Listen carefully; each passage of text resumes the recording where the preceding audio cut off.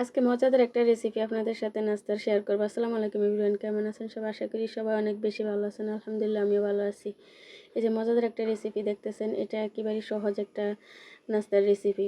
তো এই নাস্তার রেসিপিটা আপনারা দেখার জন্য সাথেই থাকুন, আর ভিডিওটা ভালো লাগলে লাইক কমেন্ট শেয়ার করবেন, স্কিপ না করে পুরো ভিডিওটা দেখে যাবেন। তো এই নাস্তাটা তৈরি করার জন্য আমার কিছু মুরগির কিমা লাগবে।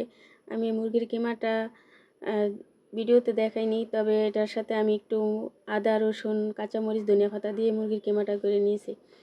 আর এই পাউরুটিগুলো আমি বেলনি দিয়ে রুটির মতো বেলে নিয়েছি।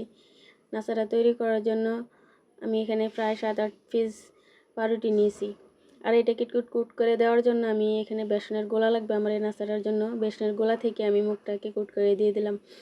তো এভাবে নাস্তাগুলো এক একটা করে রোল করে নিব আমি। একেবারেই সহজ একটা রেসিপি। চাইলে একেবারেই ঘরে থাকা জিনিস দিয়ে বাচ্চাদেরকে এই নাস্তাটা তৈরি করে দিলে বাচ্চারা কিন্তু অনেক পছন্দ করে।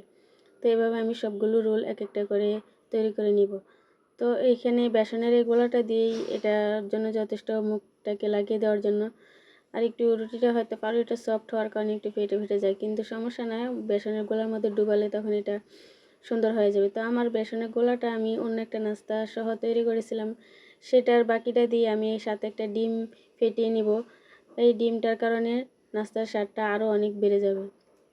তো এভাবে চুবিয়ে আমি গরম করতে তেল দিয়ে দিয়েছি, সেই তেলের মধ্যে আবার এই রোলগুলো ছেড়ে দিব। তো সফট হওয়ার কারণে একটু নরম হাতে এগুলো ধরে একটু দিতে হয়, যেহেতু পাউরুটি একটু পানি লাগলেই নরম হয়ে যায়। তো 1 ফিট হয়ে আসলে এগুলোকে একটু উল্টে দিব। খুবই মজার। রোলগুলো ভাজার জন্য কিন্তু চুলাটা একেবারে লো আঁচে রাখতে হবে। পাউরুটি কিন্তু অনেক তাড়াতাড়ি পুড়ে যাওয়ার সম্ভাবনা থাকে, তো চুলাটা লো হিটে রেখে নাস্তাগুলোকে উল্টে পাল্টে ভেজে নিব। কালারটা কিন্তু অনেক সুন্দর হয় এই নাস্তাটা ভাজার পরে। পুরোপুরি ভাজা হয়ে গেলে নাস্তার কালারটা দেখুন কতটা সুন্দর হয়েছে। তো আমি এখন এই নাস্তাগুলোকে উঠিয়ে নিব।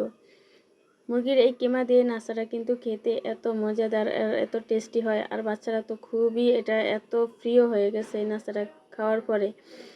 তো আমি এভাবে বাকিগুলো ভেজে নিব। এগুলো উঠিয়ে নিয়ে খুব কম সময়ের মধ্যে ভাজা হয়ে যায়, বেশি একটা সময় লাগে না। কালারটা ঠিক এরকমই এসেছে আমার নাস্তার, কত সুন্দর একটা কালার হয়েছে।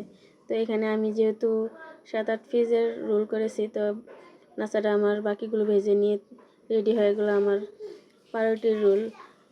তো এই রোলগুলো তৈরি করার জন্য আপনারা ওই নাস্তাটার রেসিপি ট্রাই করতে পারেন। আর ভিডিওটা কিন্তু একটা লাইক কমেন্ট শেয়ার করে যাবেন।